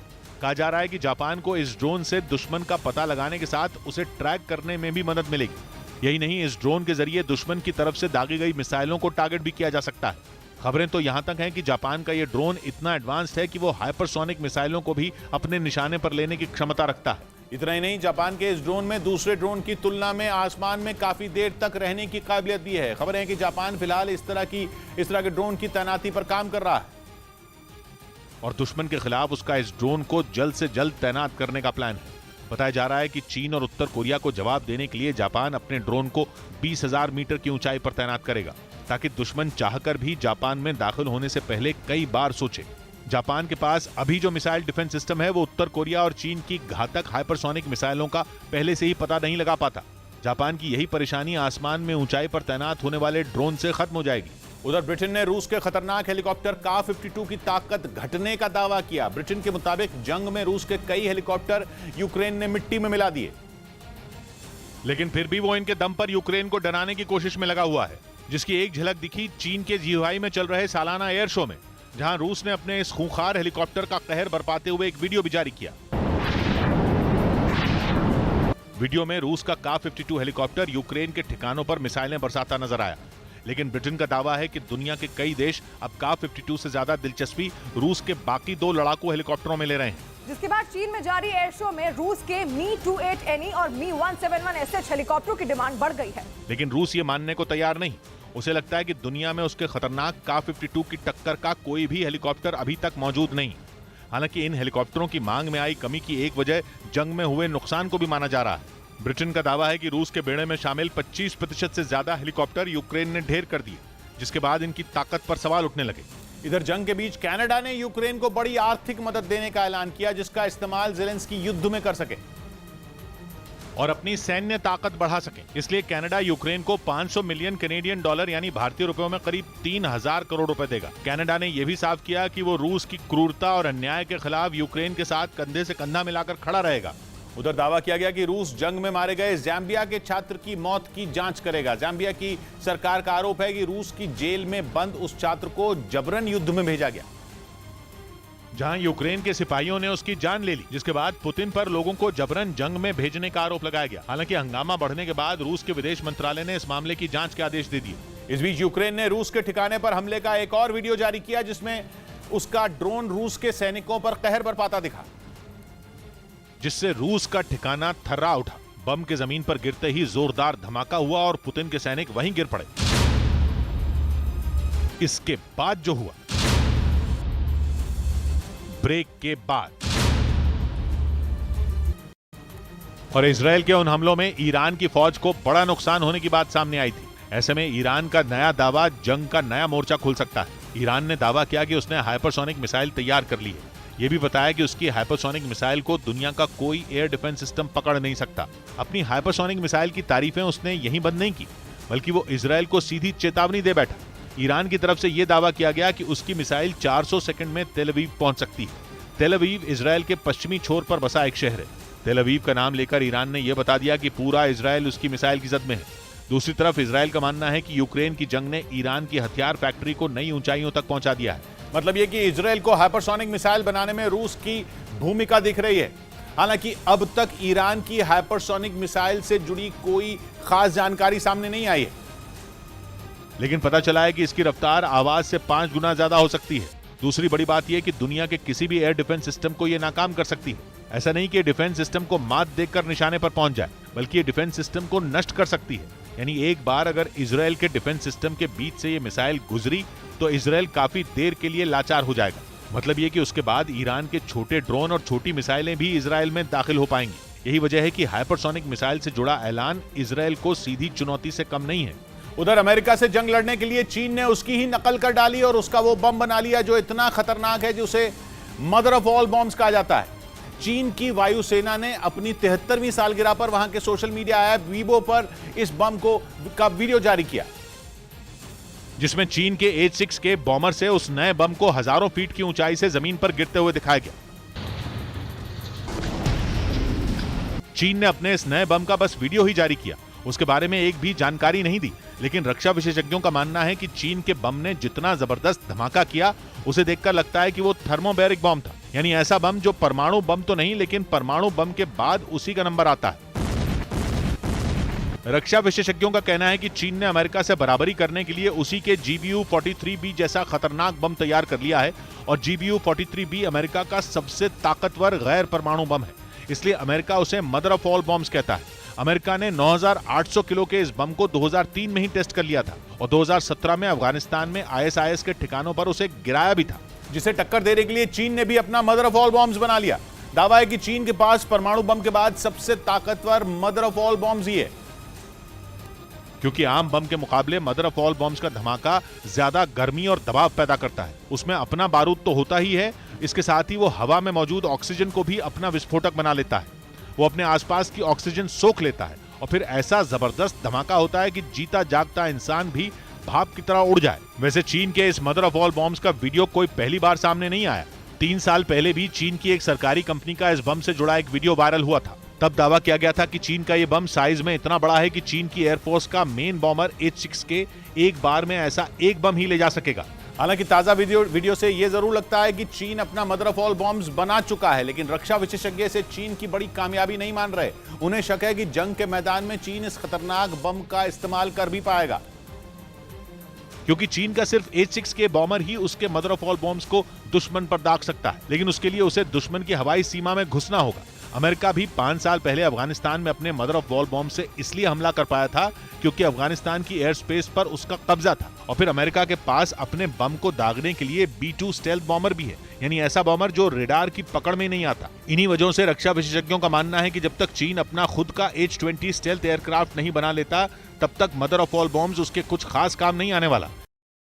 ब्रेकिंग न्यूज आ रही है रूस और यूक्रेन की जंग पर। पता चला है कि यूक्रेन के 7 बड़े शहरों में एक साथ हवाई हमलों की आशंका है। खैरसॉन में बाजी पलटने की खबरों के बीच रूस एक बहुत बड़ा ऑपरेशन कर सकता है। G20 में जेलेंस्की के भाषण के बाद यूक्रेन ने इन हमलों पर जवाब दिया है। यूक्रेन का कहना है कि जेलेंस्की के दमदार भाषण के बाद रूस अपनी झुंझलाहट निकालने के लिए हमले करने वाला है, इसलिए इतने बड़े पैमाने पर हमले की योजना बनाई जा रही है। माना जा रहा है कि एक साथ यूक्रेन के कई शहरों पर बम और मिसाइलें गिराई जाएंगी। बीती रात भी यूक्रेन के 7 बड़े शहरों में सायरन बजने की आवाज सुनाई दी थी। हालांकि बाद में सायरन बंद कर दिए गए थे, लेकिन अब से थोड़ी देर पहले यूक्रेन के कई शहरों में ऐसे ही सायरन फिर से सुनाई दिए।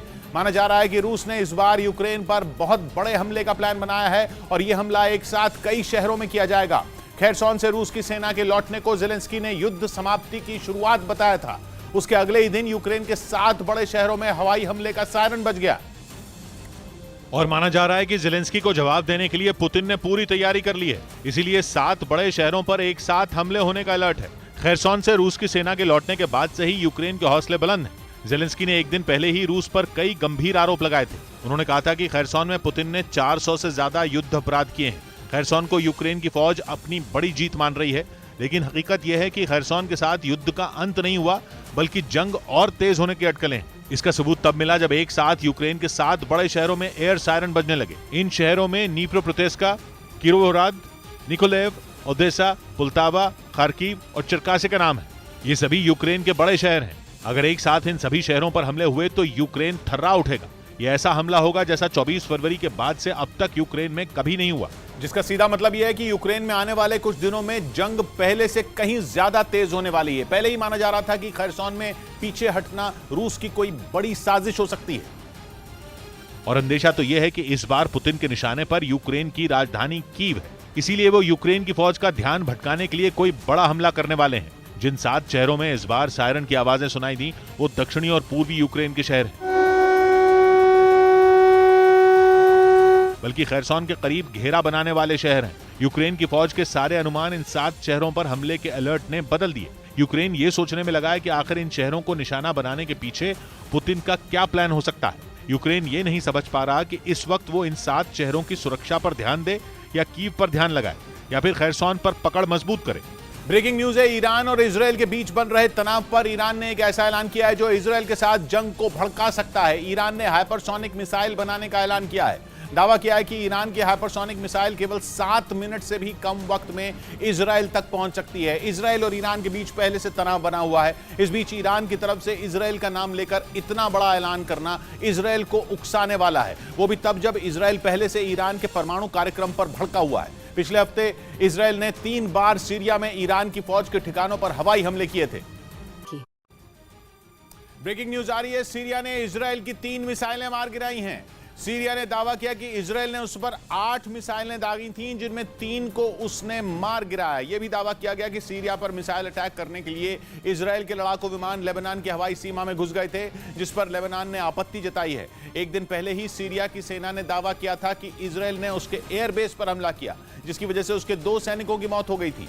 यही नहीं, यह भी खबर है कि जिस इलाके में हमला हुआ वहां ईरान के ठिकाने थे और इसीलिए कहा जा रहा है कि इजरायल ने मिसाइलें भले ही सीरिया पर दागी, लेकिन उनके निशाने पर ईरान था। ईरान और इजरायल पुराने दुश्मन हैं और पिछले कुछ हफ्तों से वो बार बार दुनिया को संकेत दे रहे हैं कि वो जंग में लड़ने वाले हैं। सीरिया में इजरायल का मिसाइल अटैक उसी का सबूत है।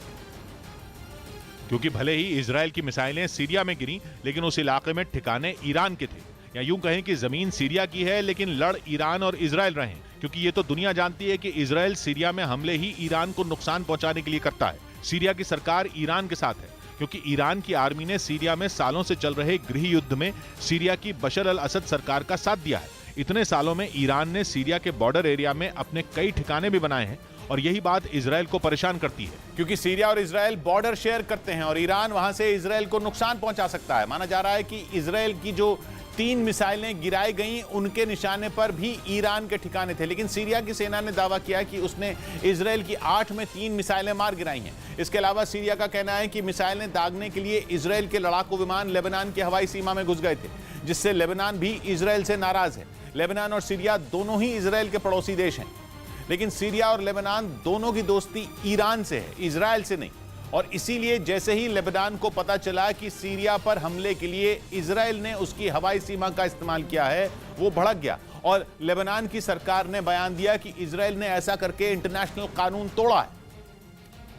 क्योंकि इजराइल की मिसाइलों से केवल सीरिया या ईरान के सैनिकों की जान नहीं जाती, बल्कि आम लोगों की भी मौत होती है। लेबनान इसलिए भी भड़का हुआ है क्योंकि इजराइल ने ईरान के 22 ट्रकों को वहां पहुंचने नहीं दिया और ये दलील देकर उन पर हवाई हमला कर दिया कि उनमें ड्रोन और मिसाइलें थी, जबकि ईरान ने दावा किया कि इराक और सीरिया के रास्ते लेबनान जा रहे 22 ट्रकों में तेल था, क्योंकि लेबनान में इस समय तेल की किल्लत है। लेकिन इजराइल ने न केवल ईरान की दलील को नकारा, बल्कि डंके की चोट पर यह भी बोला कि ईरान ट्रकों से आत्मघाती ड्रोन भेज रहा था, जो इजराइल के लिए परेशानी की बात है, और इसीलिए उसने लड़ाकू विमानों से एयर स्ट्राइक कर दी, जिससे इजराइल और लेबनान के बीच दरार बढ़ गई। वैसे इजराइल पर पहले भी यह आरोप लगा था और लेबनान ने कहा था कि सीरिया में हमले के लिए इजराइल धड़ल्ले से उसकी हवाई सीमा में घुस जाता है। पिछले साल तो उसने संयुक्त राष्ट्र से इसकी शिकायत भी की थी, लेकिन इजराइल नहीं माना और सीरिया में ईरान के ठिकानों पर हमला करता रहा, वो भी लेबनान की हवाई सीमा का इस्तेमाल करके। यानी ईरान को बर्बाद करने के लिए इजराइल लगातार लेबनान और सीरिया का इस्तेमाल कर रहा है। क्योंकि ये दोनों देश ईरान के दोस्त हैं और इजराइल को अपना दुश्मन मानते हैं।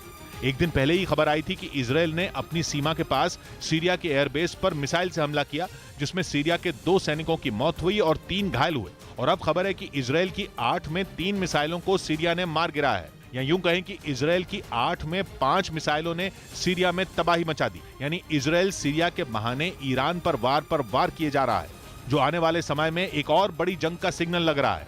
उधर यूक्रेन ने रूस के ठिकाने पर हमले का एक और वीडियो जारी किया, जिसमें उसका ड्रोन रूस के सैनिकों पर कहर बरपाता दिखा, जिससे रूस का ठिकाना थर्रा उठा। बम के जमीन पर गिरते ही जोरदार धमाका हुआ और पुतिन के सैनिक वहीं गिर पड़े। फिर अगले ही पल धुएं के बीच रूस के जवान जान बचाने के लिए रेंगते नजर आए। वीडियो में एक जवान बुरी तरह घायल दिखा। जिस वक्त यूक्रेन ने बम गिराया, वहां 5 से 6 सैनिक मौजूद थे, जिन्हें जेलेंस्की की सेना ने निशाना बनाया।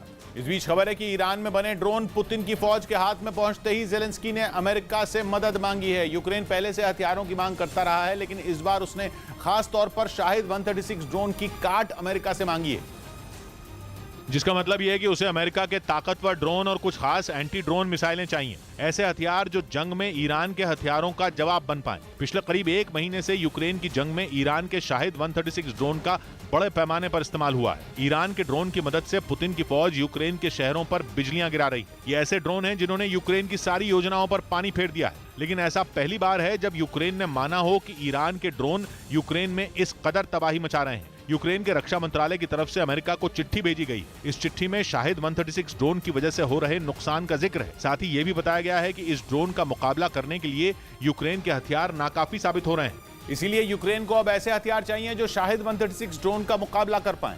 जिन हथियारों की मांग यूक्रेन ने इस बार की है, कुछ महीने पहले भी वही हथियार मांगे गए थे, लेकिन अमेरिका ने यूक्रेन की मांग को खारिज कर दिया था। अलग अलग तरह की मिसाइलें, छोटे ड्रोन, रॉकेट लॉन्चर और बड़ी संख्या में बंदूकें यूक्रेन को अमेरिका से मिल चुकी हैं। जंग छिड़ने के बाद से अमेरिका ने करीब $18 बिलियन यानी भारतीय रुपयों में 14.5 लाख करोड़ रुपए के हथियार भेजे हैं। इन हथियारों के बूते ही यूक्रेन की फौज ने अब तक इस जंग में पुतिन की सेना से लोहा लिया है। लेकिन अब जो हथियार यूक्रेन ने मांगे हैं, उनमें सबसे अहम है grey eagle drone. General Atomics MQ-1C grey eagle drone size में शाहिद 136 से कहीं ज्यादा बड़ा है। इसे अमेरिका की फौज इस्तेमाल करती है। इसे अमेरिका का बेहतरीन और खतरनाक ड्रोन माना जाता है। और यूक्रेन का कहना यह है कि उसे अमेरिका का यह ड्रोन इस जंग में रूस का मुकाबला करने के लिए नहीं, बल्कि वजूद बचाने के लिए चाहिए। अब तक जेलेंस्की ये कहते रहे हैं कि इस जंग में रूस को मुंह तोड़ जवाब देना जरूरी है और दुनिया में शांति कायम रखने के लिए उनकी मदद की जानी चाहिए। लेकिन इस बार उनके सुर गिड़गिड़ाने वाले हैं। जेलेंस्की का कहना है कि यूक्रेन के शहरों का वजूद बचाने के लिए उन्हें ये हथियार चाहिए। पहले से यूक्रेन के पास अमेरिका की हेलफायर मिसाइलें हैं। नेटो के सदस्य देशों ने ये मिसाइलें पहले ही यूक्रेन तक पहुंचाई हुई हैं। लेकिन हथियारों के जानकार मानते हैं कि अगर ग्रे ईगल ड्रोन के साथ हेलफायर मिसाइल जुड़ जाए तो कहर बरपा सकती हैं। हेलफायर एंटी ड्रोन मिसाइलें हैं, लेकिन यूक्रेन की फौज इनका सही इस्तेमाल करने में नाकाम है। अगर ग्रे ईगल ड्रोन से ये मिसाइलें जुड़ जाएं, तो शाहिद 136 पर भारी पड़ सकती हैं। मतलब ये कि अगर अमेरिका की फौज की ये ड्रोन यूक्रेन की जंग में उतर जाएं, तो एक बार फिर बाजी पलट सकती है। लेकिन माना जा रहा है कि यूक्रेन के सामने खड़ी चुनौतियों के बावजूद अमेरिका अपने ये ड्रोन यूक्रेन नहीं भेज सकता। रूस के मीडिया का दावा यह है कि यूक्रेन की जंग में अपने ड्रोन भेजने से अमेरिका को डर लगता है, क्योंकि अमेरिका को लगता है कि उनके इस ड्रोन की तकनीक चोरी हो सकती है। कुछ महीने पहले तक दुनिया ये मानती थी कि सेना के इस्तेमाल लायक ड्रोन बनाने में अमेरिका जैसी तकनीक किसी के पास नहीं है। लेकिन यूक्रेन में धूम मचा रहे ईरान के ड्रोन ने लोगों की सोच बदल दी। ऊपर से कुछ दिनों पहले पता चला कि ईरान ने रूस से एक सीक्रेट डील की है। ईरान ने अमेरिका और ब्रिटेन के हथियार भी रूस से मांगे हैं ताकि उनकी तकनीक चुराई जा सके। ये जानकारियां सामने आने के बाद अमेरिका का खतरा और भी ज्यादा बढ़ गया है। ऊपर से डर यह है कि यूक्रेन जाने से पहले तक ग्रे ईगल सबसे बढ़िया ड्रोन माने जाते हैं, लेकिन जंग में उतरने के बाद ग्रे ईगल को शाहिद से मुकाबला करना होगा। और अगर कहीं ग्रे ईगल की शाहिद से हार हो गई तो अमेरिका को बड़ा झटका लगेगा। उसकी मुट्ठी से ड्रोन का पूरा अंतर्राष्ट्रीय बाजार ही छिटक जाएगा। मतलब ये कि बंद मुट्ठी लाख की और खुल गई तो खाक की। रूस के मीडिया का दावा है कि जेलेंस्की के लाख कहने के बावजूद अमेरिका इसी कारण अपने ड्रोन नहीं भेज रहा। इधर ताइवान से जारी टेंशन के बीच चीन ने अमेरिका के anti ballistic missile defence system थाड का जवाब दिया और उसने अपने नए मिसाइल डिफेंस सिस्टम की ताकत का दुनिया के सामने प्रदर्शन किया और इसके जरिए अमेरिका को यह चेतावनी दी कि अगर वो ताइवान की ताकत बनकर ऐसे ही खड़ा रहेगा तो वो दिन दूर नहीं कि अमेरिका भी उसके सीधे निशाने पर होगा। ये दम चीन के सबसे बड़े एयर शो में दिखाया गया, जहां चीन ने अपने नए मिसाइल डिफेंस सिस्टम की ताकत का प्रदर्शन किया। सैन्य विशेषज्ञों का मानना है कि ये मिसाइल डिफेंस सिस्टम अमेरिका के बेहद ताकतवर थाड anti ballistic missile defence system को टक्कर देने की क्षमता रखता है। सबसे खास बात यह कि थाड की तुलना में काफी कम लागत में यह बनकर तैयार हुआ है और उसमें अमेरिकी थाड से मुकाबला करने की पूरी क्षमता है। बताया जा रहा है कि चीन का इसे दूसरे देशों को निर्यात करने का भी प्लान है, क्योंकि चीन के मुताबिक उसका मिसाइल डिफेंस सिस्टम दुश्मन का काम तमाम करने में अमेरिकी थाड से कम नहीं है। अमेरिका का जमीन से हवा में निशाना साधने वाला थाड यानी terminal high altitude area defence missile launcher बेहद घातक है और वो शॉर्ट और मीडियम रेंज की बैलिस्टिक मिसाइलों का काल है। थाड वायुमंडल के अंदर और बाहर दोनों तरफ मौजूद बैलिस्टिक मिसाइलों को इंटरसेप्ट कर सकता है। उसके सेंसर इतने जबरदस्त हैं कि चीन से बैलिस्टिक मिसाइल के चलते ही अमेरिका को तुरंत इसकी खबर मिल सकती है। चीन का दावा है कि उसने इस मिसाइल डिफेंस सिस्टम को दुश्मन की तरफ से दागी जाने वाली मिसाइल, एयरक्राफ्ट और ड्रोन को जवाब देने के लिए तैयार किया है, क्योंकि कहा जा रहा है कि चीन को इस बात का डर सता रहा है कि ताइवान से तनाव के बीच थाड में लगे रेडार उसकी जासूसी कर लेंगे और अमेरिका और ताइवान से लड़ने की उसकी सारी साजिश पर पानी फिर जाएगा। यही वजह है कि चीन अमेरिका के थाड को अपने लिए बहुत बड़ा खतरा मानता है, क्योंकि अमेरिका अगर गुआम के इर्द गिर्द थाड डिफेंस सिस्टम का जाल बिछा देगा तो चीन की मुश्किलें बढ़ जाएंगी। ऐसा इसीलिए क्योंकि पश्चिमी प्रशांत महासागर में गुआम टापू अमेरिका का हिस्सा है और उसकी सेना का बहुत बड़ा अड्डा है और अमेरिकी जमीन पर मौजूद सभी मिलिट्री बेस में चीन के सबसे करीब गुआम ही है। इसलिए चीन और अमेरिका की जंग में गुआम बेस चीन का सबसे पहला टारगेट होगा। वो चीन के रास्ते का सबसे बड़ा रोड़ा है। इसलिए चीन को थाड की ही तरह एक बेहद ताकतवर मिसाइल डिफेंस सिस्टम की चाहत थी, जिसे उसने पूरा करके ही दम लिया। इस बीच अमेरिका का सबसे नया और आधुनिक aircraft carrier USS Gerald R Ford Britain के पोर्ट्समouth शहर पहुंच गया। अमेरिका इसे दुनिया का सबसे खतरनाक और बड़ा जंगी जहाज बताता है। कहा जा रहा है कि यह ब्रिटेन को पुतिन के कहर से बचाएगा, क्योंकि कुछ रोज पहले ही इस बात की आशंका जताई गई थी कि रूस ब्रिटेन को हाइपरसोनिक मिसाइल से निशाना बना सकता है और दावा किया गया था कि इसके लिए पुतिन ने अपनी किंजल हाइपरसोनिक मिसाइल को बेलारूस में तैनात भी कर दिया है। ब्रिटेन पर हमले के खतरे के बीच ही अमेरिका का जंगी जहाज यूएसएस जेरल्ड आर फोर्ड वहां पहुंच गया। बेहद घातक हथियारों से लैस ये युद्धपोत ब्रिटेन के पोर्ट्समouth शहर पहुंचा। अमेरिका ने कुछ दिनों पहले ही अपने इस जंगी जहाज को समंदर में उतारने का ऐलान किया था। हालांकि इसे 5 साल पहले अमेरिकी नौसेना में शामिल कर लिया गया था, लेकिन इसको तैनाती पहली बार मिली है। माना जा रहा है कि पुतिन के खतरनाक होते जा रहे तेवर की वजह से ही अमेरिका को अपने इस हथियार को मोर्चे पर उतारना पड़ा, ताकि अगर रूस अपनी हाइपरसोनिक मिसाइलों से ब्रिटेन को निशाना बनाए तो उसे तगड़ा जवाब दिया जा सके।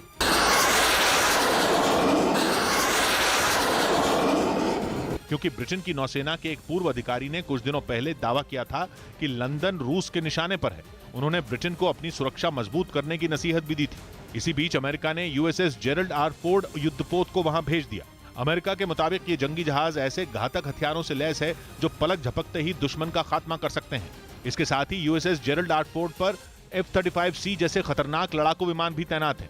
हालांकि अमेरिका ने दावा किया कि उसका युद्धपोत एक मिलिट्री ड्रिल में हिस्सा लेने के लिए ब्रिटेन पहुंचा है, लेकिन इसे पुतिन के लिए एक चेतावनी की तरह देखा जा रहा है, क्योंकि ऐसा पहली बार हुआ है जब अमेरिका ने अपने सबसे एडवांस्ड वॉरशिप को न केवल समंदर में उतारा बल्कि ब्रिटेन तक पहुंचा दिया, जो समंदर में किसी चलते फिरते शहर से कम नहीं है। और इसे 2017 में अमेरिका की नौसेना के ताकतवर बेड़े में शामिल किया गया था।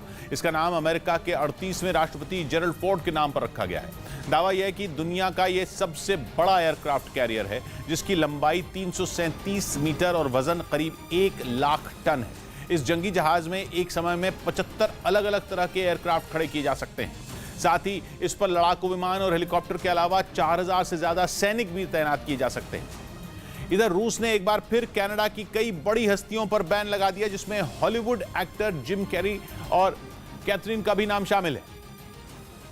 इनके अलावा रूस ने कनाडा के 100 लोगों पर प्रतिबंध लगाया है जो अब रूस में दाखिल नहीं हो पाएंगे, जिसकी जानकारी वहां के विदेश मंत्रालय ने दी। दावा है कि कनाडा के प्रतिबंधों से आग बबूला होकर पुतिन ने उसके नागरिकों की एंट्री पर फिर रोक लगाने का फैसला लिया। उधर अमेरिका के बाद जर्मनी ने भी युद्ध रोकने पर जोर दिया। जर्मनी के चांसलर ओलाफ शोल्ज ने G20 की बैठक में इसकी अपील की और दलील दी कि दुनिया को आर्थिक मार से बचाने के लिए जंग को रोकना जरूरी है। जर्मनी का दावा है कि इस कदम से ही दुनिया में बिगड़ती अर्थव्यवस्था को पटरी पर लाया जा सकेगा। G20 की बैठक से पहले अमेरिका ने भी दुनिया को आर्थिक उथल पुथल से बचाने के लिए युद्ध खत्म करने पर जोर दिया था। इस बीच इराक में कुर्द लड़ाकों को मारने के लिए तुर्की ने ईरान से हाथ मिला लिया। खबर है कि तुर्की और ईरान ने उत्तरी इराक में एयर स्ट्राइक की, जिसमें 2 कुर्द लड़ाकों की मौत हुई और 10 कुर्द लड़ाके घायल हो गए। तुर्की कई महीनों से कुर्द लड़ाकों को मारने के लिए ऑपरेशन चला रहा है और वो कभी भी उत्तरी इराक में घुसकर बम बरसा देता है। खबर है कि तुर्की ने इराक में 1-2 नहीं बल्कि 20 से ज्यादा हवाई हमले किए हैं, जिनमें कई के सबूत उसने खुद दिए और वीडियो जारी किए, जिनमें तुर्की के विमान बेधड़क होकर इराक में बम गिराते दिखे। और अब तो तुर्की को ईरान का साथ मिल गया है। ईरान और किसी मुद्दे पर भले ही तुर्की का साथ न देता हो, लेकिन कुर्द लड़ाकों की बात आते ही वो तुर्की के साथ खड़ा हो गया। खबर आई कि दोनों ने मिलकर उत्तरी इराक में एयर स्ट्राइक भी कर डाली, जिसमें 2 कुर्द लड़ाकों की मौत हुई और 10 घायल हो गए। यानी कुर्दों के मुद्दे ने अजरबैजान के मुद्दे पर लड़ने वाले 2 दुश्मनों को दोस्त बना दिया। और दोनों ने मिलकर इराक में कुर्दिस्तान वर्कर्स पार्टी के ठिकानों को निशाना बनाना शुरू कर दिया, ताकि कुर्द लड़ाकों को आतंकी बोलता है और तुर्की कुर्द लड़ाकों को आतंकी बोलता है और ईरान का मानना है कि वहां चल रहे हिजाब आंदोलन की आग कुर्द लड़ाकों ने ही लगाई है और इसीलिए उसने उत्तरी इराक में मिसाइल और ड्रोन अटैक किया। ईरान का कहना है कि कुर्द समुदाय की महिला महसा अमीनी की मौत के बाद वहां जो हिंसा हुई या अशांति फैली, उसके लिए कुर्द समुदाय ही जिम्मेदार है। यही नहीं, उसे लगता है कि कुर्दिस्तान वर्कर्स पार्टी की ईरान विंग वहां पर हिजाब आंदोलन की आग में घी डाल रही है, जिसकी वजह से ईरान कुर्दों के खात्मे के लिए तुर्की से हाथ मिलाने पर मजबूर हो गया। या यूं कहें कि तुर्की और ईरान मतलब के दोस्त बन गए, क्योंकि उत्तरी इराक कुर्दों के कब्जे वाला इलाका है, जिसे वहां का कुर्दिस्तान कहा जाता है। इसके अलावा ईरान में भी कुर्दिस्तान प्रांत है, लेकिन वहां कुर्दों का वैसा राज नहीं जैसा उत्तरी इराक में है। लेकिन जानकार मानते हैं कि उत्तरी इराक में मजबूत माने जाने वाली PKK ईरान में पकड़ मजबूत करना चाहती है और इसीलिए ईरान मजबूर हो गया और उसने कुर्द लड़ाकों के सबसे बड़े दुश्मन तुर्की से हाथ मिला लिया। क्योंकि ईरान जानता है कि उत्तरी इराक में कुर्द लड़ाकों का खात्मा तभी हो पाएगा जब तुर्की उसका साथ देगा। सितंबर में ईरान ने बयान भी दिया था कि वो कुर्द लड़ाकों के खिलाफ तब तक ऑपरेशन चलाएगा जब तक वो खत्म नहीं हो जाते। और अपनी बात को सच साबित करने के लिए उसने तुर्की के साथ मिलकर उत्तरी इराक में 4 मिसाइलें गिराईं और 5 ड्रोन से अटैक किया, जिनसे उत्तरी इराक के सबसे बड़े शहर अरबील के पास जबरदस्त तबाही हुई। अरबील को इराकी कुर्दिस्तान की राजधानी भी कहा जाता है और इसीलिए ईरान और तुर्की के बम वहां गिरे ताकि गूंज दूर दूर तक सुनाई दे। ईरान ने सितंबर में भी वहां हमला किया था, जिसमें 13 कुर्द लड़ाकों की जान गई थी और एक बार फिर अरबील और उसके आसपास के इलाके निशाने पर हैं, जहां हमला करके तुर्की और ईरान कुर्द लड़ाकों की कमर तोड़ देना चाहते हैं। क्योंकि उन्हें पता है कि इराक ही वो देश है जहां पर कुर्द समुदाय सबसे ज्यादा ताकतवर माना जाता है, क्योंकि वहां के एक बड़े हिस्से में कुर्दों की पार्टियां काम करती हैं, या यूं कहें कि राज करती हैं। और अगर कुर्द लड़ाकों को वहां से खत्म नहीं किया गया तो ईरान, सीरिया, तुर्की और इराक का एक बड़ा हिस्सा उनसे अलग हो जाएगा और कुर्द लड़ाकों का कुर्दिस्तान नाम का देश बनाने का सपना सच हो जाएगा। उधर रक्षा विशेषज्ञों का कहना है कि यूक्रेन की लड़ाई थमते ही अमेरिका और चीन में महायुद्ध छिड़ सकता है। यूक्रेन के साथ मिलकर रूस को हराने के बाद अमेरिका चीन से भिड़ने की तैयारी में है और इसके लिए उसने साल भी चुन लिया है। वो साल है 2027। मतलब अगले 5 साल में अमेरिका और चीन जैसे देशों की ताकतवर सेनाएं आमने सामने आ सकती हैं। दोनों देशों के एक से बढ़कर एक हथियार जंग के मैदान में सीधे सीधे टकरा सकते हैं। अमेरिका का प्लान 2027 से पहले पहले चीन को सबक सिखाने का है। अमेरिका का मानना है कि चीन की कोशिश 2027 तक एशिया के इस इलाके में अपनी सेना को सबसे ताकतवर सेना बनाने की है। इसलिए इससे पहले कि चीन की ताकत बढ़े, अमेरिका उसके पर कतरने की प्लानिंग करके बैठा है। हालांकि जंग तो होगी, लेकिन रक्षा विशेषज्ञों का मानना है कि अमेरिका खुद पहले वार नहीं करेगा, बल्कि उसकी स्ट्रेटजी चीन को भड़काने की है ताकि चीन ताइवान पर हमला कर दे और लोहा गर्म देखते ही अमेरिका उस पर हथौड़ा मार दे। उसे ये कहने का मौका मिल जाए कि वो ताइवान को चीन से बचाने के लिए लड़ाई में कूदा है। अमेरिका के एक्शन पर किसी को कोई शक भी नहीं, क्योंकि जो बाइडेन कई मौकों पर बोल चुके हैं कि अमेरिका ताइवान के साथ खड़ा रहेगा। अमेरिका के जॉइंट चीफ्स ऑफ स्टाफ के चेयरमैन तो यहां तक ऐलान कर चुके हैं कि अमेरिका ताइवान को सैन्य मदद भी देगा और तो और ताइवान की सेना को ट्रेन करने की भी कोशिश करेगा। उसी कड़ी में अमेरिका ताइवान को हथियार देकर चीन को उकसाने में लगा है और 3 महीने पहले अमेरिकी संसद की स्पीकर ने भी ताइवान का दौरा करके चीन को आग बबूला कर दिया था। इसलिए मिलिट्री एक्सपर्ट अब खुलकर कह रहे हैं कि अमेरिका वर्सेस चीन होना तो तय है ही, वो जल्द भी होकर रहेगा। रक्षा विशेषज्ञों का मानना है कि जिस तरह रूस और यूक्रेन की जंग में यूक्रेन अमेरिका का प्यादा है, उसी तरह चीन वर्सेस ताइवान में ताइवान अमेरिका के हाथों की कठपुतली है। इसलिए यूक्रेन की जंग सिर्फ अमेरिका, रूस और यूरोप की ही किस्मत तय नहीं करेगी, बल्कि एशिया की शांति और स्थिरता भी यूक्रेन की जंग के नतीजे पर निर्भर करेगी। अमेरिका यूक्रेन पर यूं ही मेहरबान नहीं है। अमेरिका किसी भी कीमत पर रूस को हराने पर सिर्फ इसलिए तुला है ताकि चीन के खिलाफ लड़ाई में बाकी देश भी उसके साथ कूद पड़े। इस बीच पश्चिमी मीडिया ने दावा किया कि जंग में धोखा देने वालों को बेरहमी से मारने का पुतिन के करीबियों ने सही ठहराया। बताया गया कि यूक्रेन के खिलाफ जंग लड़ने गए रूस के एक कैदी ने बगावत की थी और दावा है कि इससे नाराज वैगनर ग्रुप ने उसे ऐसी सजा दी कि जिसे देखकर किसी की भी रूह कांप जाए। बताया गया कि 55 साल के कैदी को इसी साल यूक्रेन में लड़ने के लिए भेजा गया था, लेकिन दावा है कि उसने रूसी सेना से बगावत की और झूठी जानकारियां दी। पश्चिमी मीडिया के मुताबिक जैसे ही इसकी जानकारी वैगनर ग्रुप को मिली, तुरंत उस कैदी को पकड़कर हथौड़े से पीट कर मार डाला गया। पुतिन की एक करीबी ने बेरहमी से की गई इस हत्या को सही ठहराया। Любой человек имеет право на ошибку, но человек не имеет права на вранье. बताया गया कि पुतिन ने जंग में बगावत करने वालों को कड़ी सजा देने की जिम्मेदारी वैगनर ग्रुप को सौंप रखी है। पश्चिमी मीडिया जंग की शुरुआत से ये दावा करता आया है कि रूस जंग में खतरनाक कैदियों को उतार रहा है। हालांकि रूस इस तरह के आरोपों को गलत बताता रहा है, लेकिन खबर है कि अब जब पुतिन की एक करीबी ने ऐसा बयान दिया तो सच सबके सामने आ गया और रूस पर फिर जंग में कैदियों को लड़ने के लिए भेजने का आरोप लगा। दावा है कि सैनिकों की कमी से जूझ रही रूसी सेना लगातार कैदियों को यूक्रेन भेज रही है, लेकिन खबर है कि जरूरी सुविधाएं न मिलने से कैदी भी बगावत कर रहे हैं। बताया गया कि जिस कैदी का सिर कुचलकर उसे बेरहमी से मारा गया, वो हत्या की साजिश में 24 साल की सजा काट रहा था। कहा जा रहा है कि पुतिन की सेना खतरनाक अपराधियों को पैसे का लालच देकर जंग में उतार रही है, लेकिन दावा है कि जब वो पैसे न मिलने का विरोध करते हैं तो उन्हें मौत के घाट उतार दिया जाता है। खबर है कि वैगनर ग्रुप ऐसा इसलिए कर रहा है ताकि कोई भी सैनिक या कैदी जंग के मैदान से भागने की हिम्मत न कर सके। इधर इंडोनेशिया में चल रही G20 समिट में व्लादिमीर जेलेंस्की के शांति प्रस्ताव पेश करने पर रूस बुरी तरह भड़क गया। यूक्रेन G20 का हिस्सा नहीं है, लेकिन उसके सम्मेलन में यूक्रेन युद्ध का मसला छाया रहा। यूक्रेन के राष्ट्रपति ने वहां वीडियो कॉन्फ्रेंसिंग के जरिए दूसरे देशों के नेताओं को संबोधित किया और कहा कि यही वक्त है जब रूस की जंग को रोका जा सकता है और वो रुकनी भी चाहिए। लेकिन जेलेंस्की के भाषण के दौरान वहां रूस के विदेश मंत्री सर्गेई लावरोव भी मौजूद थे, जिन्हें जेलेंस्की के मुंह से निकला एक भी शब्द गवारा नहीं हुआ। उन्होंने साफ साफ कहा कि जेलेंस्की की बातों ने जाहिर कर दिया कि यूक्रेन बैठकर मसला हल करना ही नहीं चाहता, क्योंकि उसने ऐसी शर्तें रखी हैं जो मानी नहीं जा सकती। यूक्रेन का कहना है कि वो रूस से तब तक बात नहीं करेगा जब तक पुतिन सत्ता में है, और तो और वो रूस से अपनी जमीन का एक एक इंच वापस लेकर रहेगा, यहां तक कि क्राइमिया भी। साफ है ये ऐसी शर्तें हैं जो पुतिन अपने जीते जी तो पूरी होने नहीं देंगे। उधर यूक्रेन और रूस में चल रही जंग में करीब 9 महीने बाद पहली बार निकोलेव में ट्रेन सेवा शुरू हुई।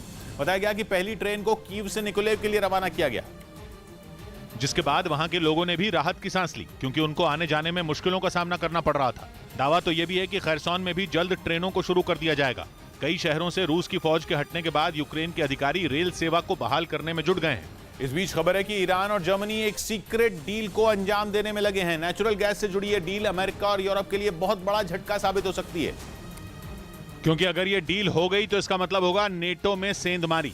ईरान पहले ही रूस को ड्रोन और मिसाइलें देकर अमेरिका के निशाने पर है।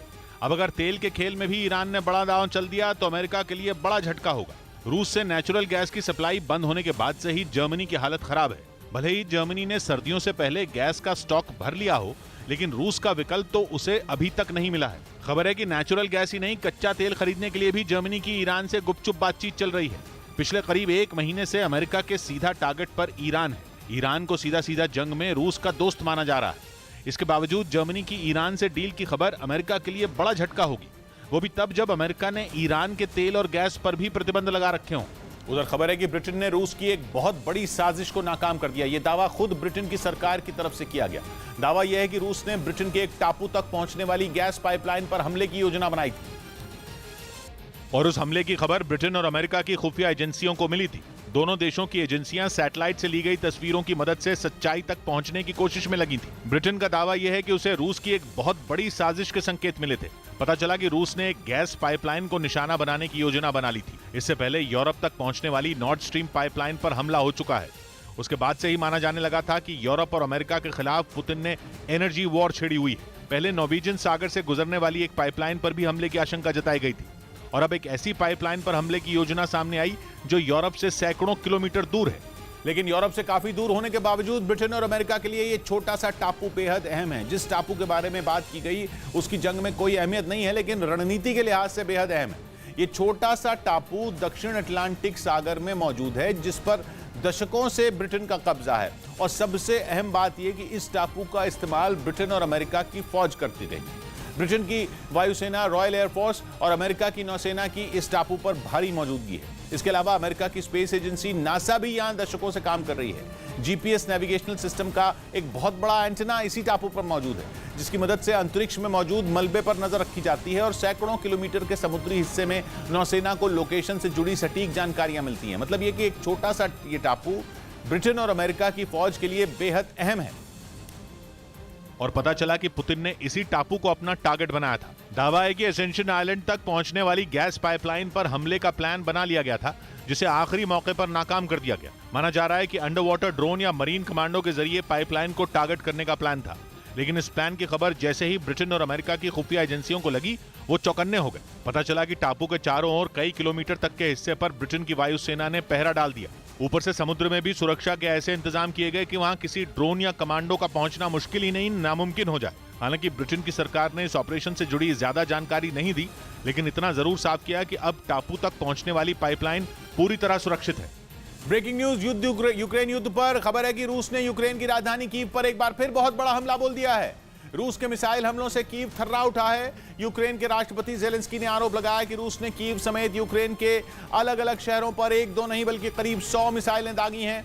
इन हमलों में कीव की कई इमारतों को भारी नुकसान पहुंचने और एक नागरिक के मौत होने की खबर है। मतलब वो आशंका सच साबित हुई कि खैरसोन में बाजी पलटने से बौखलाए पुतिन एक बहुत बड़ा ऑपरेशन कर सकते हैं। यूक्रेन को डर है कि कीव के अलावा दूसरे शहरों पर भी रूस बमबारी कर सकता है, जिसकी वजह से यूक्रेन ने पहले ही अपने 7 शहरों में अलर्ट भी जारी किया था।